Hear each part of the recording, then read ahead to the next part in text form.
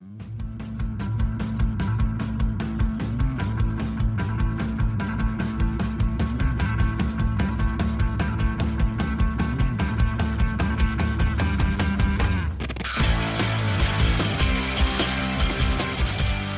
for the download.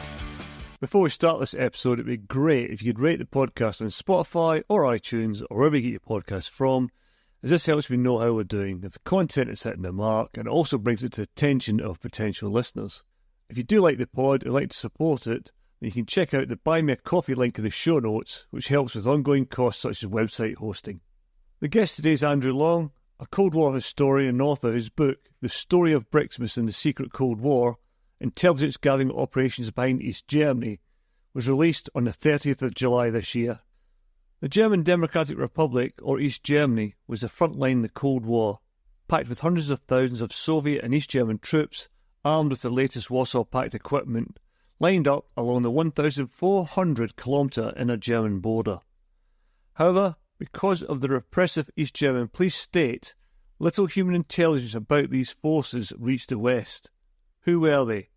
Where were they located? What were they doing? How were they equipped? What were their intentions? Across the border in West Germany, NATO forces relied on getting up-to-date intelligence to warn of any threat, indicators of hostility that could be a precursor to an invasion. BRIXMIS was the British Commander-in-Chief mission to the Soviet forces in Germany and was on hand to provide that intelligence. Thanks to an obscure 1946 agreement between the British and Soviets that established liaison missions in their respective zones of occupation, the British were able to send highly qualified military observers into East Germany to roam relatively freely and keep an eye on what was going on. What had started as liaison, a point of contact between the British and Soviet forces, developed into a very sophisticated intelligence gathering operation, sending tours out every day of the year between 1946 and when the mission closed in 1990. These tours were undertaken in high-performance, highly modified marked vehicles, personnel in uniform and unarmed, apart from professional photographic equipment and occasionally some top-secret gadgets from the boffins back in the UK. They joined their French and American colleagues in snooping around the opposition, photographing military bases, equipment and manoeuvres, and trying to evade capture by the secret police and counter-intelligence units. They faced danger and violence daily, but thanks to their bravery and professionalism, the West had accurate and up-to-date information of what was happening in East Germany, which helped keep the peace during that time. This, then, is a story of this little-known unit and their exploits behind enemy lines. Let's crack on.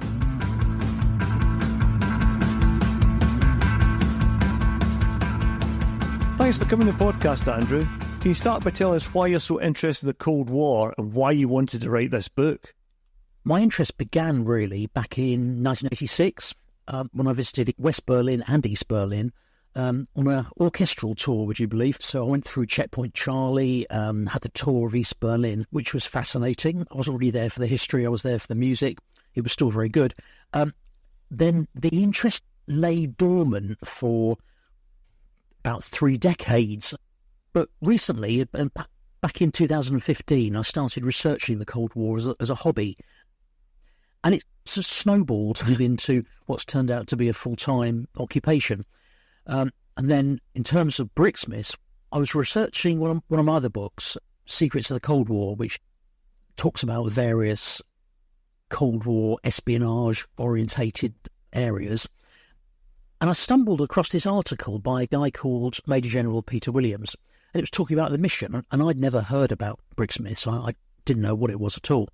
His article piqued my interest a bit, so I reached out to him, and it turns out he's chairman of the BRIXMIS Association, and he gave me stacks of information, put me in touch with the association's archivist, a guy called Rod Saar, and one thing led to another, and then subsequently pitched 2 more books specifically on BRIXMIS, as the first, which is BRIXMIS and the Secret Cold War, Intelligence Collection Behind Enemy Lines in East Germany, and that's literally just been published in the last few days. You must have been quite young when you went across on that music trip to East Germany. I must have been in my early 20s.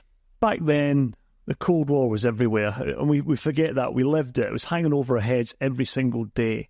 So for a young man then visiting a communist country like East Germany, did you have any preconceived notions, and what was the reality like when you got there? It was a youth orchestra. We were sort of brought in as experienced old hands to try and keep the peace. And it was drummed into the youngsters that they, as we're going through the road corridor and then subsequently going through East Berlin, Checkpoint Charlie, you couldn't muck around. And it was intimidating. It really was. And then over in East Berlin, I think a lot of the cliches came true. The smell of the brown lignite coal was very obvious. The facades of buildings had been partially restored, but literally you look around the corner and it was a wreck.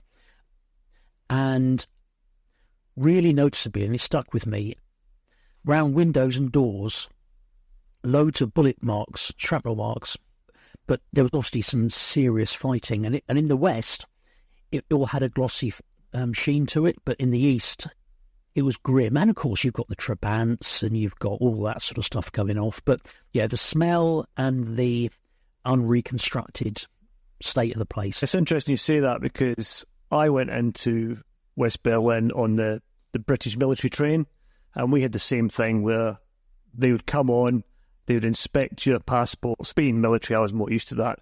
But your recollections, more or less, are the exact same as mine when I went over into the East, because I was lucky enough, I did 2 weeks attachment to BRIXMIS, where I got put in a mission car and went across to the East as a sort of observer passenger just to see what it was like. I also remember the smell of the Trabbies, because I think they were like a 2-stroke engine. Yeah, noisy, smelly things. Yeah, and so I remember that. But it's interesting about the lignite coal, because that was the main fuel that powered Eastern Germany, wasn't it? Yeah, it just had an atmosphere about it. And bizarrely, I didn't really think about it for 20, 30 years. Why was BRIXMIS created, and how was it structured? BRIXMIS, we probably should just give it its full title: the British Commander-in-Chief Mission to the Soviet Forces of Occupation in Germany, thankfully shortened to BRIXMIS. Or, to those who served in it, they called it the Mission. It was created in September 1946, so we're really at the very start of the Cold War here, with an agreement between the Soviet Forces of Occupation and the British Forces of Occupation. A guy called Lieutenant General Sir Brian Robertson, who was the deputy head of the British military government, and Colonel General Mikhail Malinin, again, he was deputy chief of staff of the Soviet forces. They put their name to an agreement, which subsequently became the Robertson-Malinin Agreement. That agreement stayed in exactly the same form from 1946 to 1990, when the mission closed, which is extraordinary. No one ever thought it was going to last more than a couple of years. So that agreement came out, and it was formalised right back at the very start.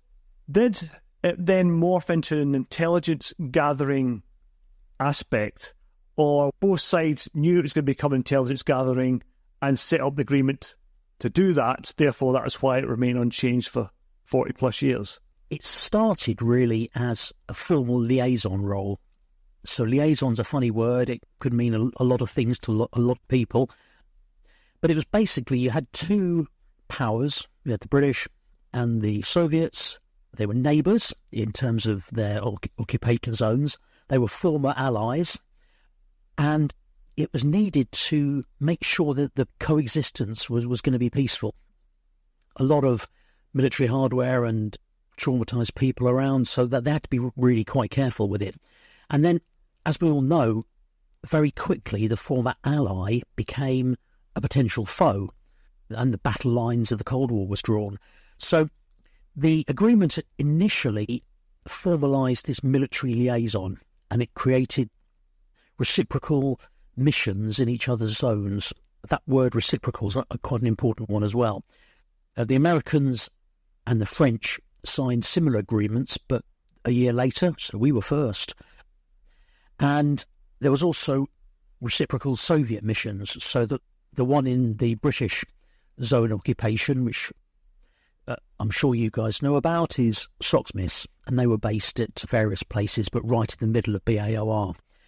So that sort of formal liaison was their raison d'etre at the start, but you're dead right. Very quickly, they realised this is a great opportunity to see what the Soviets are up to. And we don't know when it actually happened, but I would have thought it was in their thoughts when they signed the agreement. But it was never stated. It was always kept below the table, and that suited the Soviets as well, for reasons that I'm sure we'll talk about. In terms of location, that there was a formal headquarters, which is called the Mission House, and that was in Potsdam. We are talking in the German Democratic Republic, or what became the German Democratic Republic in 1949. And the Americans and French also had their mission houses there. In 1958, they moved into a grand villa by the side of a lake, and this was the main venue for entertaining and protocol. That was the main purpose of the Potsdam Mission House, but it was also a useful stopping-off point for when guys were going into the GDR. And then they had a rear HQ in West Berlin, and again from 1958, it was at the Olympic Stadium complex, so you probably saw all these when you were attached to them, and that was the administrative headquarters. So the mission members themselves had what's called a pass, and that accredited them to the Chief of Staff, Group of Soviet Forces Germany. It was like a passport in effect, and that allowed them to get into the GDR. Vehicles also have their own passes, and there were also these bright yellow, high visibility number plates. So it was all set down by rules and rituals and all that sort of stuff. A well-organised operation. And then, of course, to get to the mission house, they had to cross the Glienicke Bridge, the famous Bridge of Spies. And that was the only way in and out of East Germany. And they had to present their passes, and there was this sort of rigmarole that went on every trip. And then they had to navigate in and around the bollards and concrete blocks and whatever the latest nasties the East Germans built on their bridge. So this was a military agreement, not a diplomatic agreement. So diplomatic missions were separate to this totally. But yeah, at the time, it was a military government. It was all military. The civilian government didn't really take place until the early 50s, when the military governor became a high commissioner, and the high commissioner eventually became an ambassador. He was very much a military government, and they were concerned with things like chasing down war criminals. They were repatriating prisoners of war. They were stealing technology. All this was going on in the background. And so it made a lot of sense to have a bunch of guys cruising around East Germany, seeing what was going on. The size of the unit was limited by the number of touring passes, and they were issued by the Soviets. There were 11 officers' passes and 20 other ranks passes, and that remained the same throughout the whole life of the mission. With a few office-based staff, the complement peaked at around 80 people. It was never more than 80 people at any one time. So if you look at it, there's only about 900 people who served with BRIXMIS over its entire life. So it's a very exclusive club. It was headed by Chief BRIXMIS, who was a brigadier normally, generals to start with, but it settled down to being a one-star brigadier.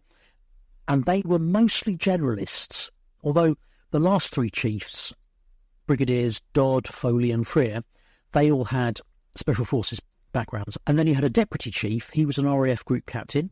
Then you had two operations officers. One was Army, one was RAF. And there were specialist teams, weapons guys, research guides, Russian linguists. There was a photographic lab there, for example. And then the usual QM, admin and that sort of stuff. The official liaison bit, that was all about raising and escalating protests.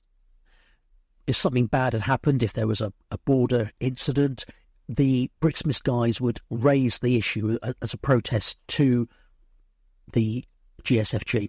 And this is a really important point. They were the only point of contact between the British and the Soviet occupying powers. As Kev said, there was no diplomatic links between them at all. If something kicked off somewhere in occupied Germany that involved the British and the Soviets, the only conduit, the only communication channel was through BRIXMIS. That was a very important role if you think about it, especially as the Cold War kicked off. Their counterparts were the Soviet External Relations Branch, abbreviated to SERB. Interestingly, they were all GRU and KGB. It was clearly an intelligence-led operation. And as you said, Colin, the role quickly developed into intelligence collection, a highly efficient operation, and that continued uninterrupted 24/7, 365 days a year, right through until the 2nd of October 1990. Kev and I are very familiar with BRIXMIS, and listeners who are regular to the podcast will know that in our stay behind role in Germany, the amount of product that we got that was from BRIXMIS was phenomenal. I think the majority of the imagery came from them.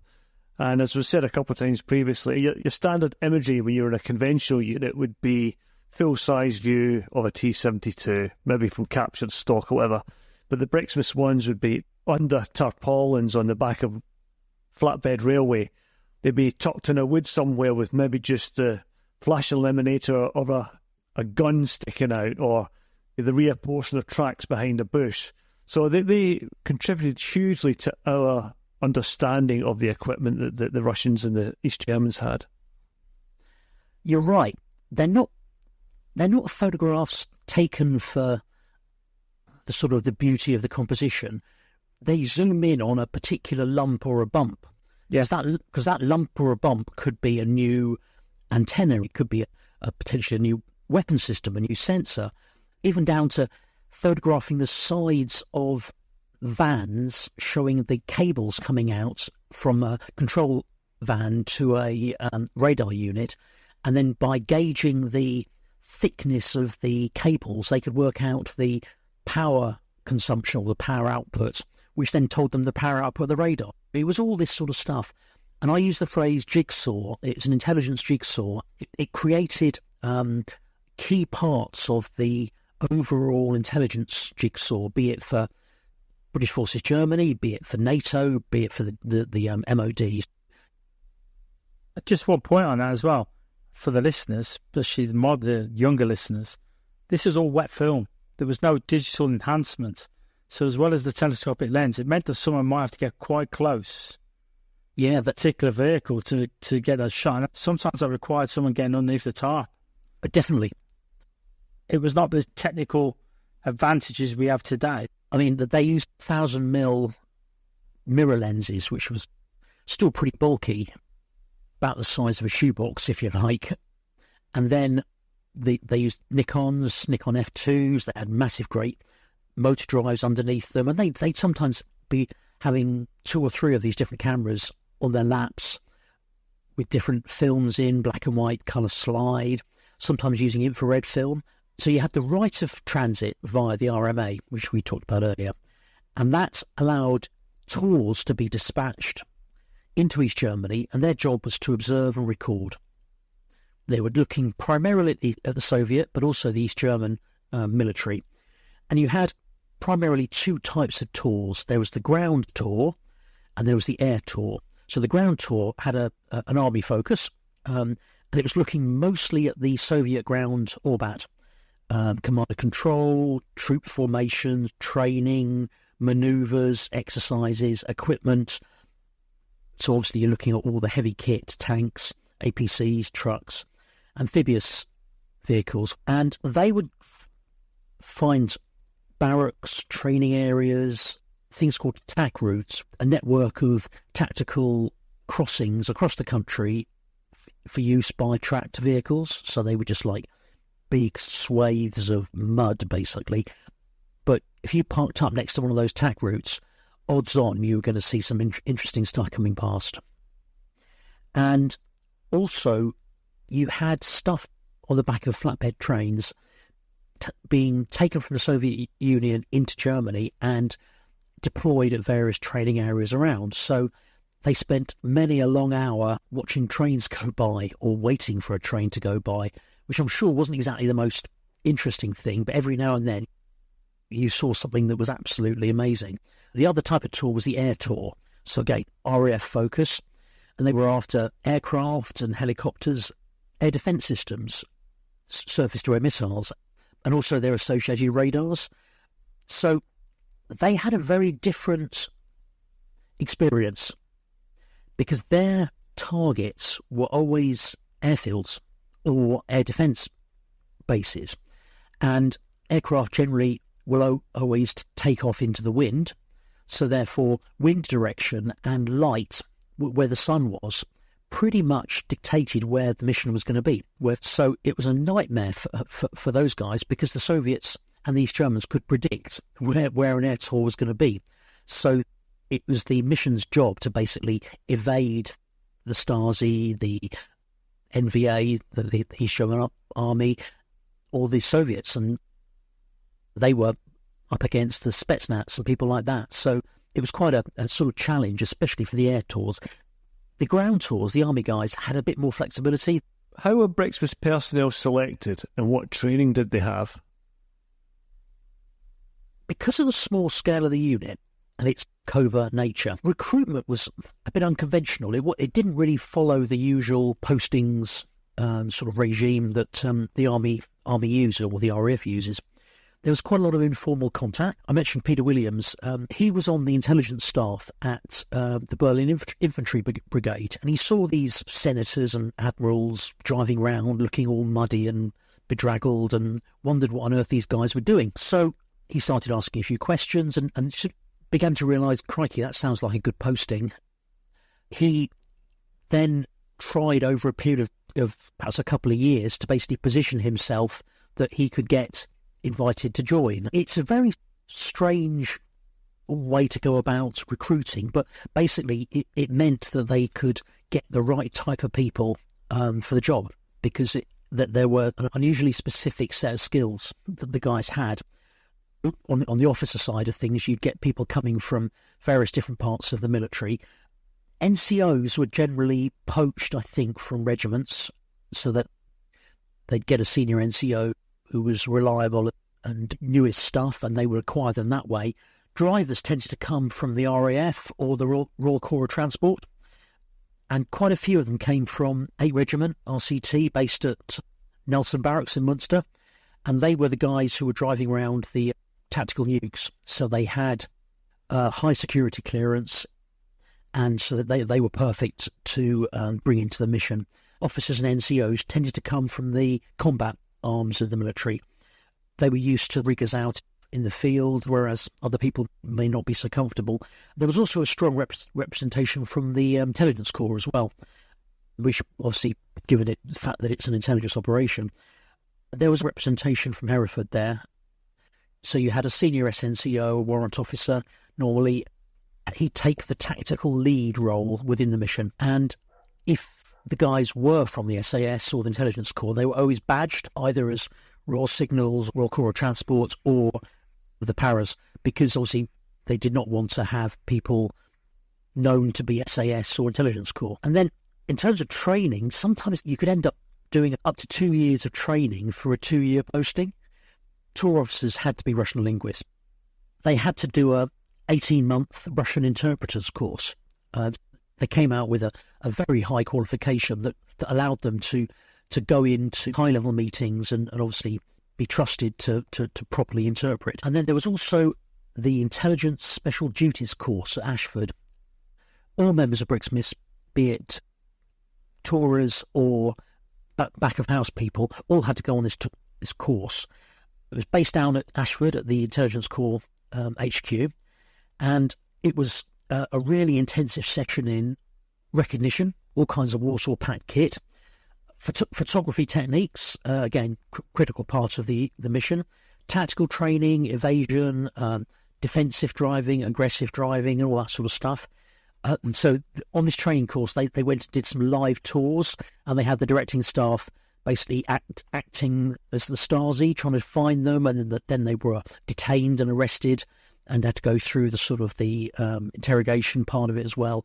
It's not quite as hardcore as the SERE training, the escape and evasion training, but it was aimed to be very realistic. You had guys shouting at you in Russian, and you had to work out what to do.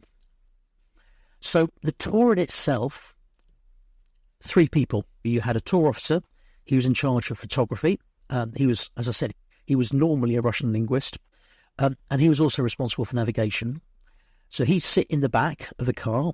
And if you were in a G-Wagon, they took the rear seat out, the bench seat, and put in a central Recaro rally seat. And it was raised up a little bit so the tour officer could take photos over the shoulders of the guys in the front. And then you have the tour NCO, and he was an expert in recognition. His job was to record what they saw, and he'd have a dictaphone and he'd be rattling off vehicle registration numbers. He'd also make copious notes in his notebook. And then you had the tour driver, and I think the tour drivers are the unsung heroes, really, of the mission, because their task was to get the tour to where they needed to be, but also to pull security while the officer and NCO were staring through long lenses or staring up to the heavens at aircraft. It was the tour driver's job to look in the opposite direction and see if anybody was taking an unhealthy interest in them. And if the car broke down, it was the tour driver's job to try and fix it as much as they could. And then obviously, if they got bounced by the opposition, it was his job to get them out of trouble. And the team itself was consequently really close.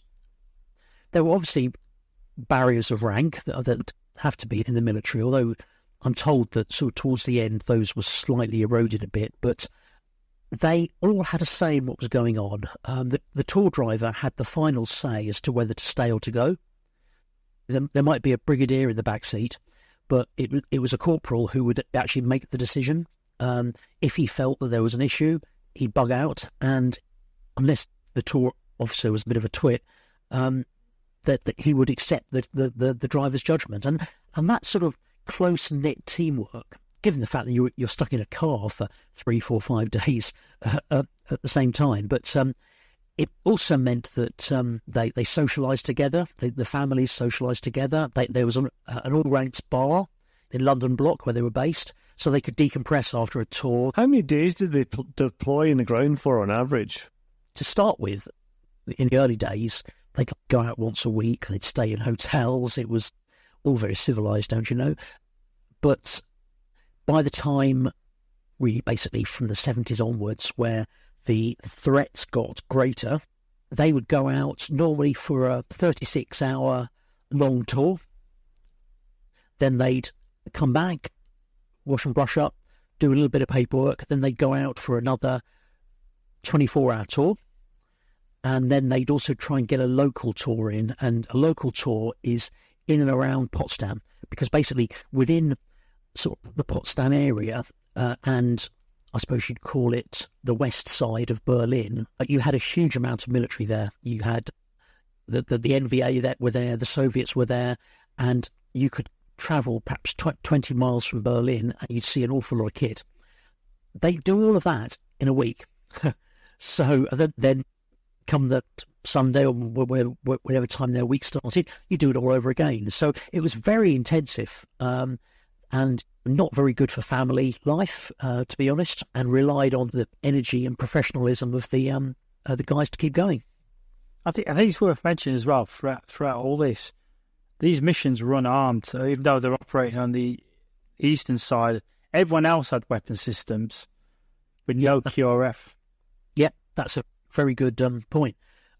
So they went into East Germany in a marked car, had a big plate, bright yellow registration plate, and the guys were in uniform.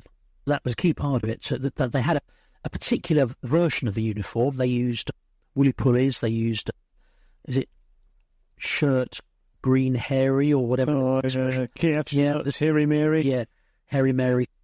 Even when the army had moved to DPM, they wore green combat trousers, yeah, and RAF flying boots. So they had this sort of their own uniform, if you like. They wore the BRIXMIS shoulder patch, which is like a sort of Union Jack with BRIXMIS underneath it, on the sleeve of the shirt, and also the woolly pulley, and they wore berets. if you saw a BRIXMIS guy, he'd look slightly different to the rest of the army.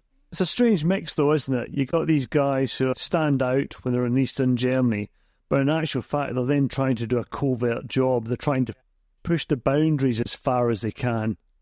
Exactly, and take Kev's point. Yeah, they were unarmed. The best they'd have would be a pocket knife, or a tyre wrench, or something like that. And that they were up against people who were heavily armed and perhaps not as trained from a weapons point of view as the British Army would be, for example. So nobody worried about how many rounds that they were issued with at the start of the day and handed back at the end of the day. So you had situations where they were watching Soviet soldiers taking pot shots at tin cans with their AK-74s, which again wouldn't happen in the British Army as far as I know. Yeah, and they're all conscript as well. Let's not forget, these German border guards would regularly shoot people given the opportunity. They didn't hold back at using their weapons, did they?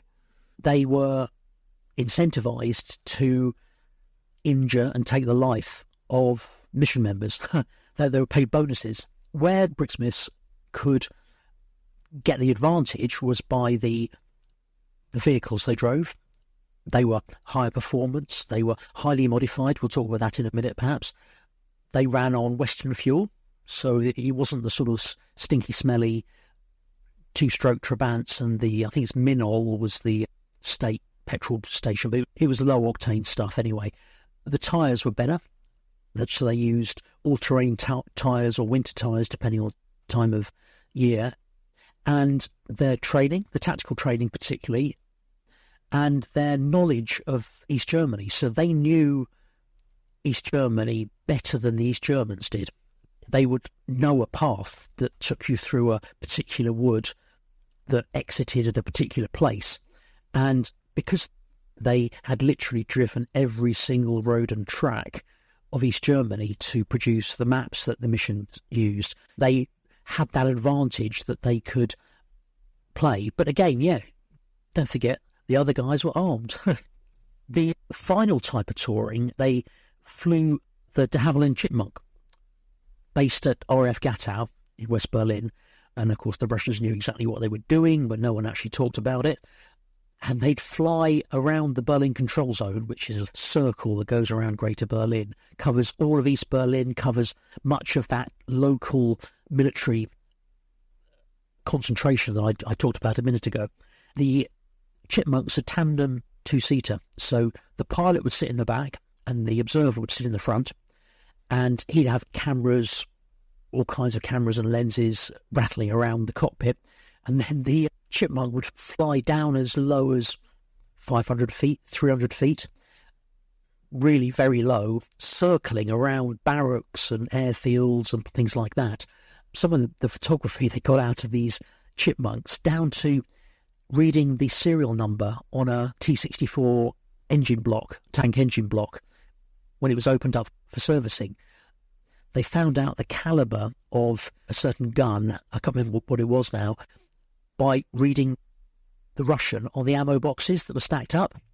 Wow. So, which actually proved it was a different calibre to the one that was shown in Moscow on the May Day parade.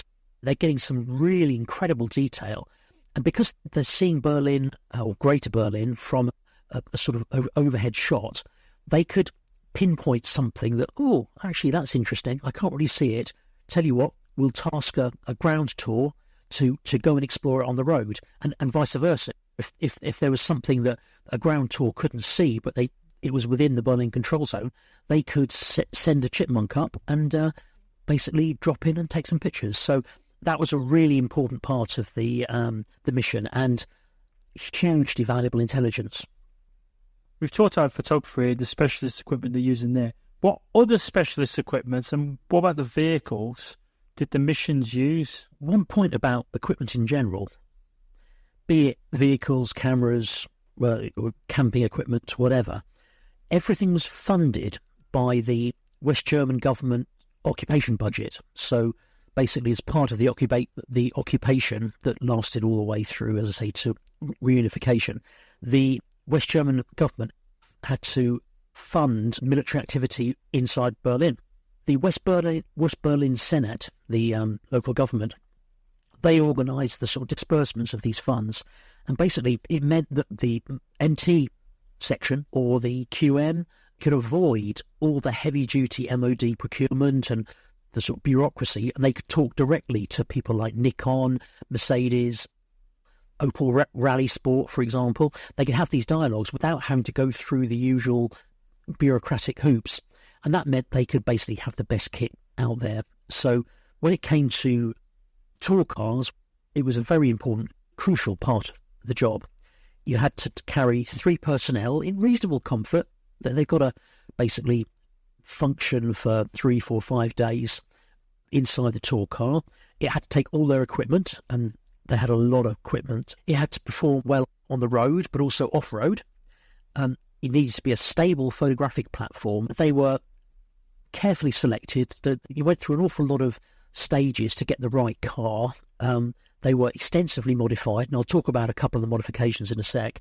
Lovingly maintained, so there was a MT section at London Block that could do first-line servicing, urgent repairs. But there was also the 14 Field Workshop at Remy, just down the road, and they do heavier maintenance and conversions and things like that. The cars were driven harder than would be allowed anywhere else in the military. Early days, all the cars were two-wheel drive, so you had generally Opel models. They relied on big, fat engines, sometimes sort of 3, 4, 5 litre engines, and decent tyres, decent fuel, but also they welded, they called them panzer plates. They welded half a ton of steel underneath the body. So basically you'd use the power of the engine and kinetic force to bump over rough terrain. In the mid-70s, 2 things happened. One, the Range Rover was launched, and that was the original Range Rover. Permanent four-wheel drive, okay road performance, elevated driving position, all the pros and cons. That they had a capstan winch on the front, so quite a big leap forward. The only problem was they were a product of the 1970s British motor industry, British Leyland, so unreliable, leaky, they were wet in the winter and dusty in the summer. But that they were a big step forward in many ways. But the next development was basically hugely important. So you had the two-wheel drive Opel Admiral, which is like a big beast of a saloon car.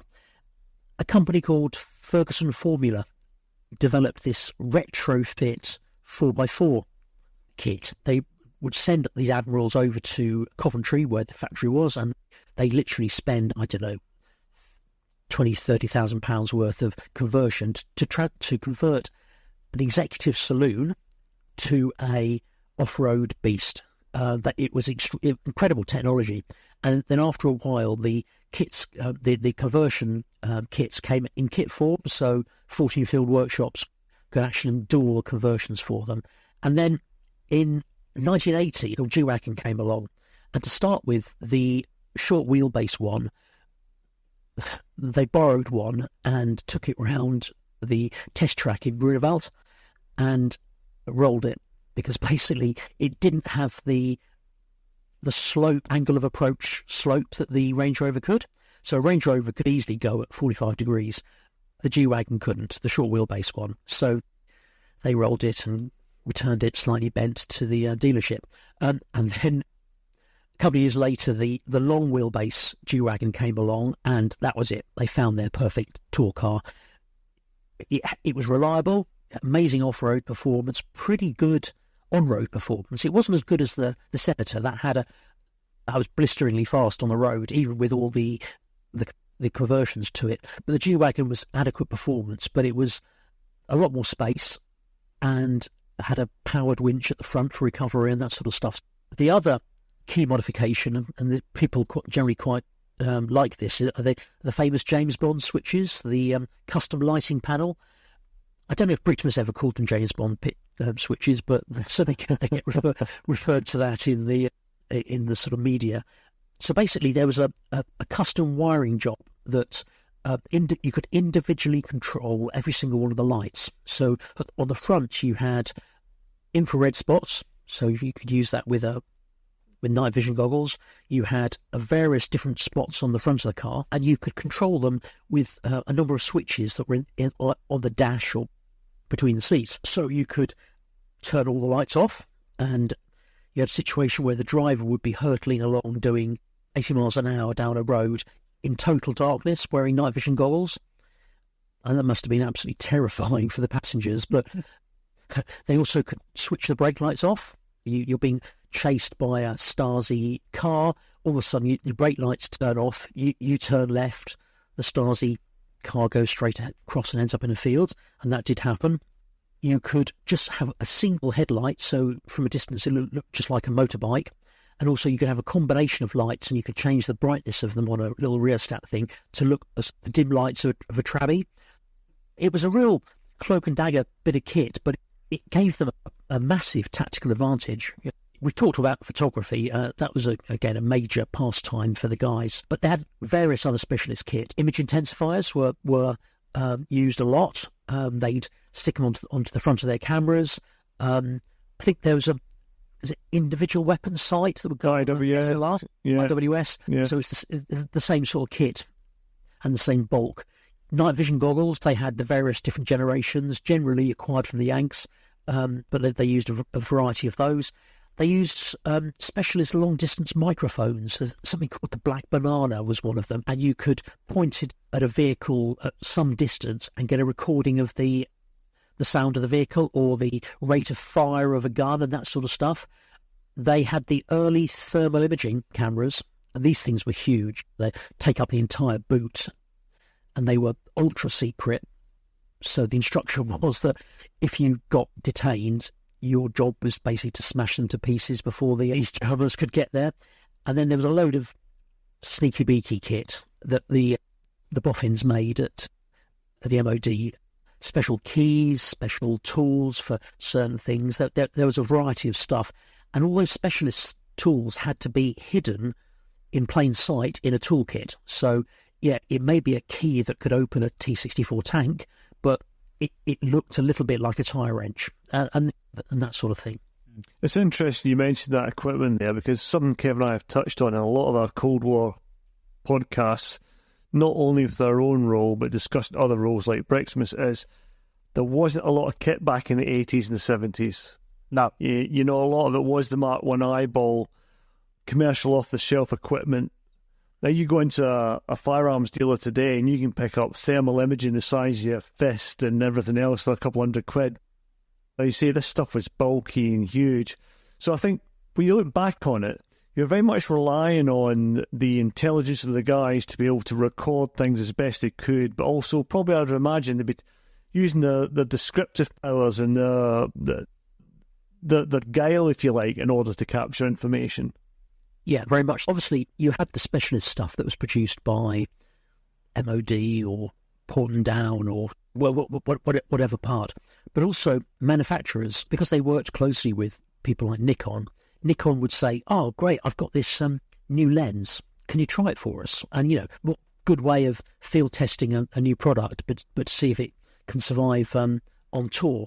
So, Andrew, we've talked about it, being unarmed and this mission. What dangers did these team members face?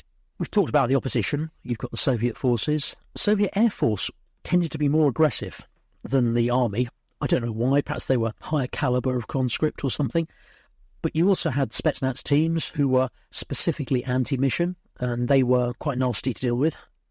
You also had specialist blocking units. Their job was to drive around in big trucks and, in effect, sandwich a car between two trucks and stop them operating.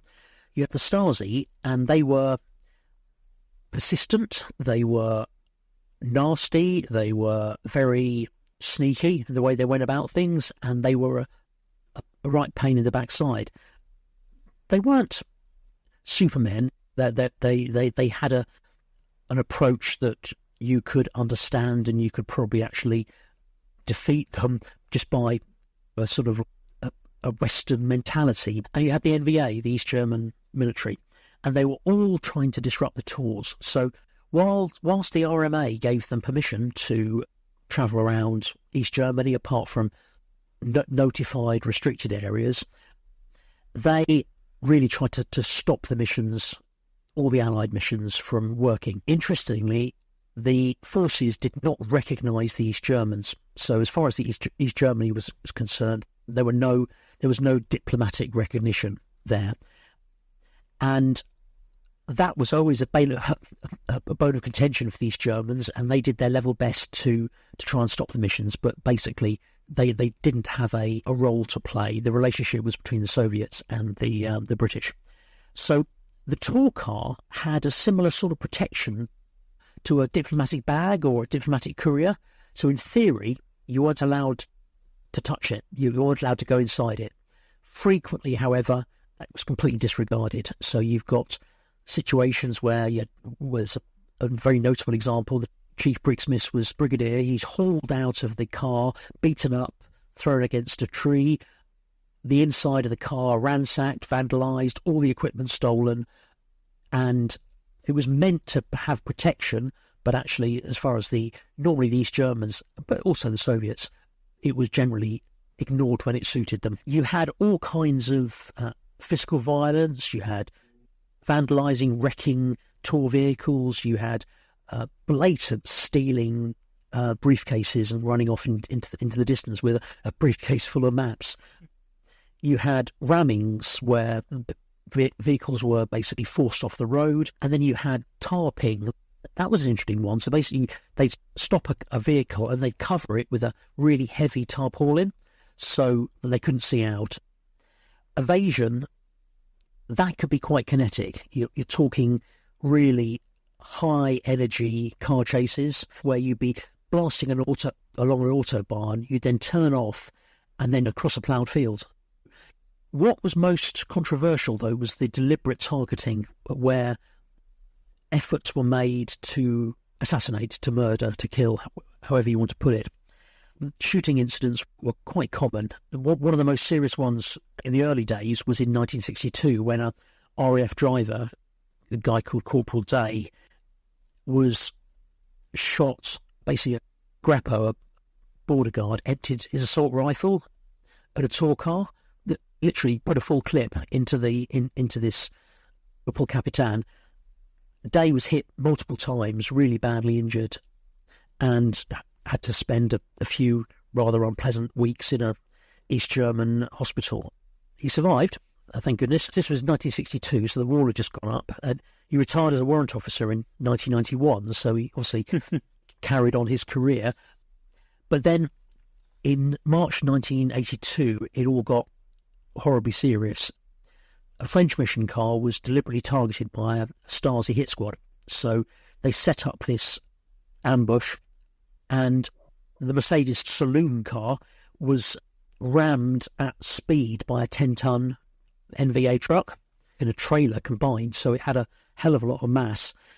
The driver, a guy called Adjutant Chef Philippe Mariotti, was killed outright, killed instantly. The tour officer was really badly injured and had to be whisked off to hospital, and the NCO was also had a head injury. I think he had a broken arm, but he said, no, I'm staying here with the car, I'm staying here with Philippe, and basically toughed it out until eventually, hours and hours later, the French chief of mission arrived. But that was a planned assassination. It was done through the Stasi. They used the NVA to facilitate it, and the KGB were directly involved. Then, a few months later, in August 82, there was another deliberate ramming, and this time they almost got away with killing Chief BRIXMIS, Brigadier John Learmont. For some reason, he wanted to drive his shiny protocol version of a tour car rather than the drab green one, so he did stick out like a sore thumb. He had a general's plate on the front as well and that sort of stuff.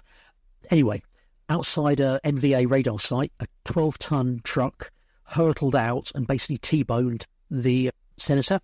It forced it off the road, but thankfully a tree stopped it, and also the car was pretty solid. It had a chassis and underbody protection, but if that tree wasn't there, it would have rolled off the road. All three of them inside survived, thank God. Cuts and bruises, but it was a a really serious incident, and the car was a complete write-off. Interestingly, there was so much protection on it, it could still drive up onto the recovery trailer under its own steam. So it just shows you how strong these cars were. And then 3 years later, unfortunately, there was another fatality. This was March 85, and there was a major campaign to track down this T-80 tank that was the gas turbine one. NATO were desperate to know what this T-80 was all about. All 3 missions, it was like top hunt. And a guy called Major Nick Nicholson of the US military liaison mission, he was trying to gain entry to a T-80 tank shed at a place called Ludwigslust Teckenten.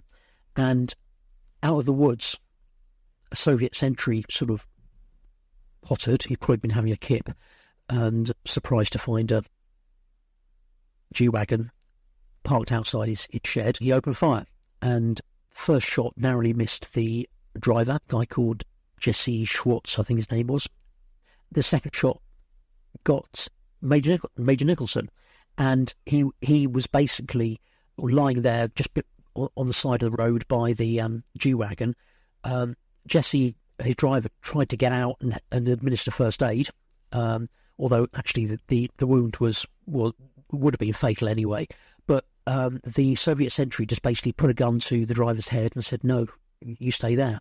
So basically, Nicholson bled out feet from the car, and that caused a major diplomatic incident. It was the White House, it was the Kremlin. Gorbachev had just got in power. It was a really big stink. But what struck me, and I think this is a really important point, how random it all was. Okay, it was a French mission car that was ambushed in 82 in Halle, but a British one, could have been an American one. The ramming that almost killed Brigadier Learmont could have been any mission, but the guy who drove the truck was given a bounty. It was, I think, something like he got a few days leave and 2,000 marks or something. If he succeeded in killing a mission member, doesn't matter who, could be a driver, any one of the team, he would have got 5,000 marks and a week's leave. Any moment they crossed the bridge in the GDR, they could have been subject to physical violence, to potentially fatal violence at any time.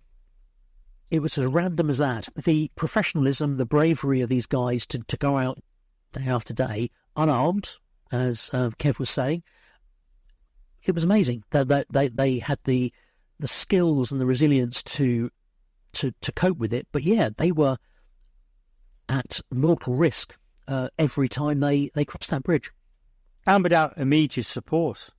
Yeah. The support would only come hours later, once you got the message back to your HQ. And of course, there were no two-way comms. No. So they weren't armed, and they had no two-way radios. And pre-mobile, again, in today's society, we can't imagine anyone going anywhere without some form of communication. Yeah. Later on in the mission, they had a clever little pager system, but that was only later in the mission's history. So they would have to try and find a phone box, and most phone boxes in East Germany were vandalised. They couldn't rely on finding a friendly family, because families didn't have telephones generally. So they would have to wait for the Soviet commandant's provost marshal to arrive, who would then eventually contact Serb in Potsdam, who would then eventually contact the mission house, who would then contact the rear HQ.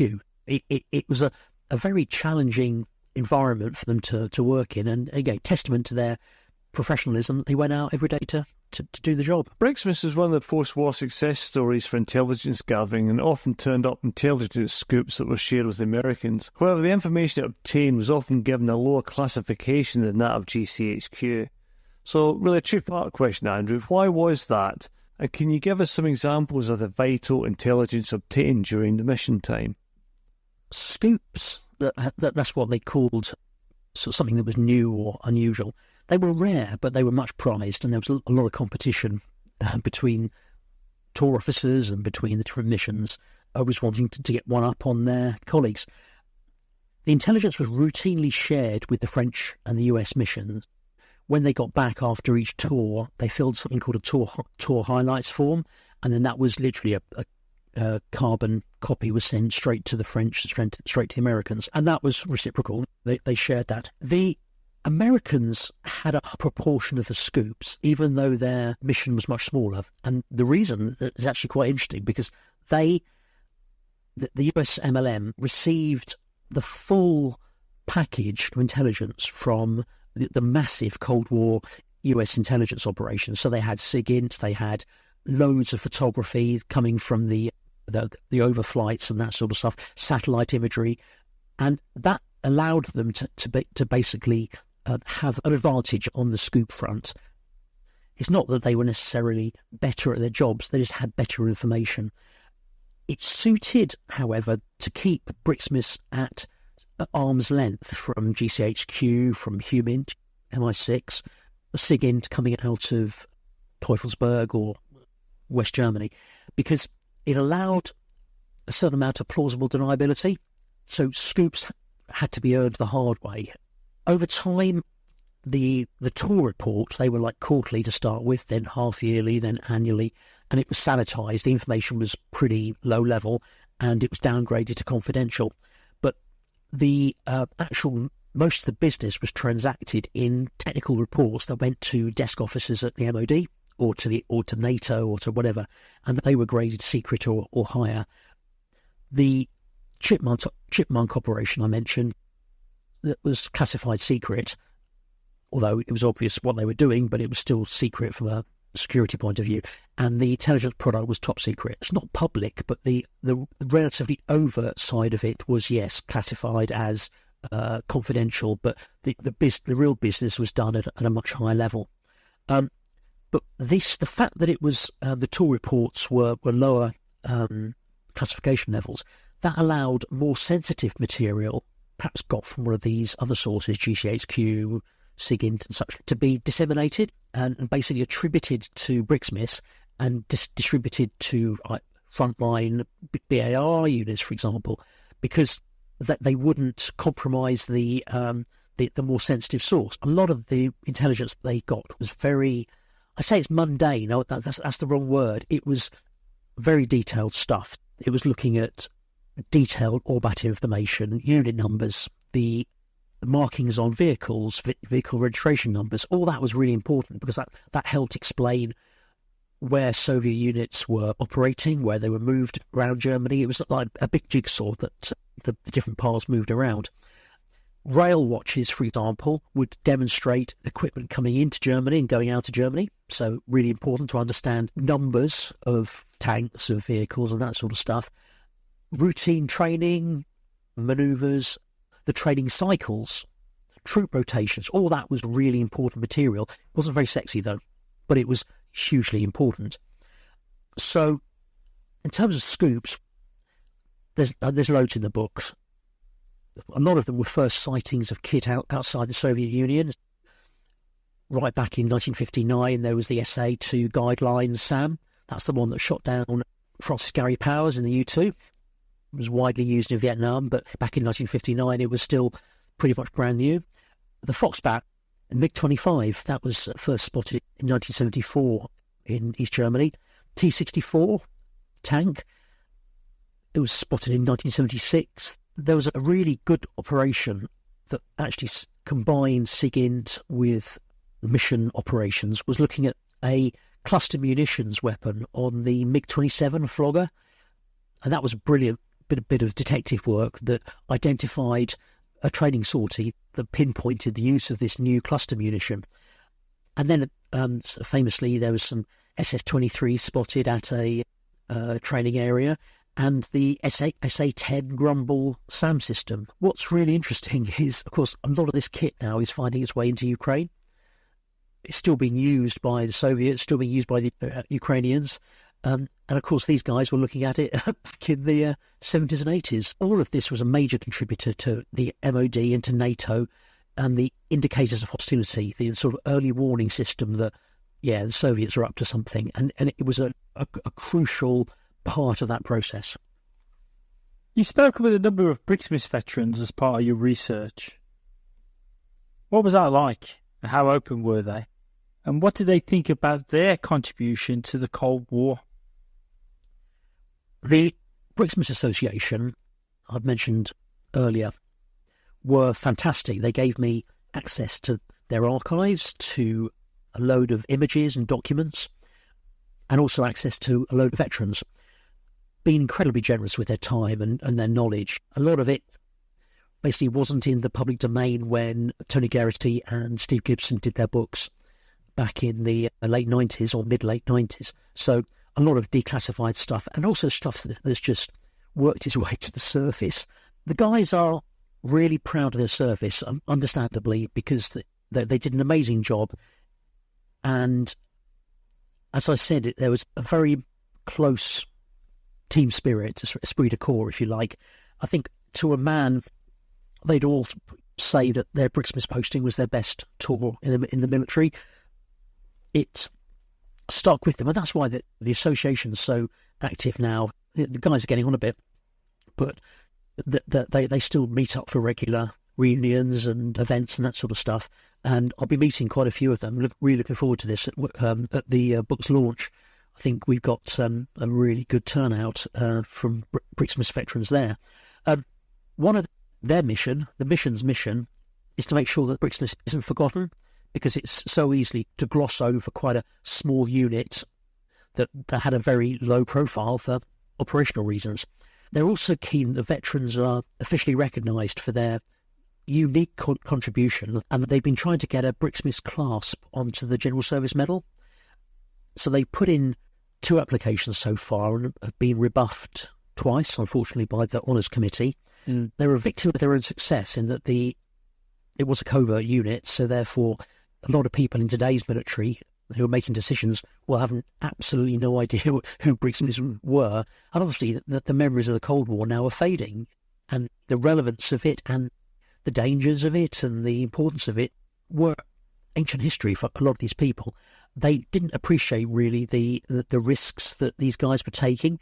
One of the main reasons for refusal was something called the risk and rigour test, and that basically the refusals basically said that there was insufficient risk and rigour. But the stuff that we've been talking about today, is clearly you're talking very brave guys working in very dangerous circumstances. They're going to keep banging away and try to get the recognition, and hopefully my book will help their cause, a very just cause in my view. Yeah, I think people forget. Once they left the safety of their location and went across the bridge and then went to the areas, it's contested from the moment they get across the bridge to the moment they return back. Because there's so many unknowns, and you don't know what the Soviets have settled for that day, what their mission status is. And also politically, when there's some bad blood between the 2 superpowers, it's under the ground is where this sometimes becomes reality. Your book was released on the 30th of July, Andrew, so where can listeners get a copy? The best place in this country, at least, I'm not sure, do you have much of an international audience? 75% listeners from the UK, 25% from abroad. Okay. The best place to go is Pen and Sword website, which is pen-and-sword.co.uk. You can get it there. It'll be on Amazon soon. All the usual suspects, basically. Fantastic. And as usual, we'll finish off with Desert Island Debts, which is the guest choice of book, film and luxury item. So what have you picked for us tonight? The book choice is tricky. So being a researcher, an author, historian, I'm normally juggling 2 or 3 books at once. It's hard to actually read a book for pleasure these days, because I'm constantly firing off ideas. I'm reading a book on Stalin at the moment, which is really interesting. But I think for pleasure, for my desert island, I'd have to go with the Carla trilogy by John le Carre. Good choice. Bit of a cheat, because there is 3 books, but they hadn't been published in one. But yeah, Tinker Tailor Soldier Spy, Honourable Schoolboy, Smiley's People. I've spent quite a lot of time studying espionage and the sort of the secret Cold War. Le Carre did an extraordinary job. He redefined the spy novel It went from Pulp Fiction, the sort of stuff you'd buy at a railway kiosk, to actual high literature that's got an amazing reputation. One of the interesting things is how the fiction has influenced real-life spies in terms of terms like tradecraft, cousins, the circus or honey trap, Moscow rules and this sort of stuff. They were all phrases that have now been absorbed by the actual intelligence services because it's become a sort of part of their lexicon. Anyway, so it's an amazing series of books. The TV adaptations are good too, and the films, but yeah, the books are amazing. And film choice? Matter of Life and Death. Classic, another classic. 1946, David Niven, Roger Livesey. Yeah, an amazing film. It's been my favourite for years. It's just very cleverly done. It was one of the early colour films, and they keep flicking from colour to black and white, depending on whether you're talking about this world or the other world. It's interesting because it reflects the preoccupations of the time. It's just after the Second World War. That's very much in their forefront of their thinking. But, it's got everything: life, war, death, afterlife, in a sublime package. It's a brilliant film. My old man used to make me watch films occasionally, and this is one of them. He used to pick some classics for me, and I remember sat down, and I think it was like a wet Sunday afternoon this was shooting, and it was just after we got a colour TV, and I remember being fascinated by the sort of special effects is probably the wrong word now, but that stairway to heaven and people just lining it. And for me, it was absolutely fascinating the way it was done. And you think about it, that was 1946 when they made that film. Yeah. And the special effects then, unbelievable. Yeah, and also just the depiction of the afterlife. It was agnostic. It wasn't. Yeah, there was the big guy during the trial. Yeah, he was God, clearly. But it was kept basically as a sort of administrative setup there, and it was very good, very clever. And luxury item for your island? Oh, that's really easy. My fancy new coffee machine keeps me going, and of course the lifetime supply of coffee beans. Do you know what? I have to say, as a Brit, I'm disappointed because loads of people pick coffee machines and coffee on this podcast. And as a Brit and a tea drinker, it offends me, Andrew, but we'll have to give you it because it's your choice. I'm sorry, I'm actually not a tea drinker, so you can probably contribution to right. Kev, what have you chosen for this week? I've chosen a book by a guy called Tom Martin, and it's called Falklands Commando. And we've done a lot of stuff around the Falklands, and I think these stories that are coming out that are not as well known. And it's about the one of the artillery batteries, 29 Corona battery, part of 4th Regiment. And one of the reasons I chose it as well was the two of the guys in the troop were part of this battery during the Falklands War. And it talks about the Royal Artillery and their vital but sometimes forgotten role during the Falklands campaign. There was 5 batteries, so there was 30 light guns out there, mainly firing a supercharge, providing 24/7 fire support, because obviously the air was always affected by the weather, and there was no attack that could go in without the artillery pounding it first. And when we've talked about before about the logistics of the Falklands and movements of equipment and the challenges that it came with, and then setting up a gun battery with all the firepower ready to go for a deliberate assault. A huge amount of work. And as I say, the contribution of the Royal Artillery is easily forgotten during the Falklands. It's not the sexiest part, yet the gunners are all over at the front line and in support. And as Major General Julian Thompson said in his books forward about the importance of the artillery being on tap 24/7, regardless of the weather or time of day, unlike air support. So he recognised it, and other people did, but it didn't make the sexy books and doesn't make the sexy story. And yet when we talked about some of the FOO operators and then David gunfire operators at the front line, William McCracken and all the rest of it, the gunners are vital to the battle. And even today, now we're looking at Ukraine again, and artillery is the king of the battlefield yet again. I think sometimes we forget this, but yeah, it's a really interesting book. It's really well written. That's one on my reading list. So my choice this week then is, in keeping with the podcast, is Beyond the Wall by Katja. So she's an Anglo-German historian. She's born in Eastern Germany in 1985, 4 years before the wall came down. And her book, Beyond the Wall, covers the period 1949 to 1990. And it's about East Germany, obviously. And we talked about earlier about going in to East Germany, and you can feel the suppression, you can feel how grim and grey the country was. But there was other aspects to it. It was one of the most affluent countries in the communist world. One of the facts that came out in a book that surprised me was there were more fridges owned by people in East Germany than there was in the West.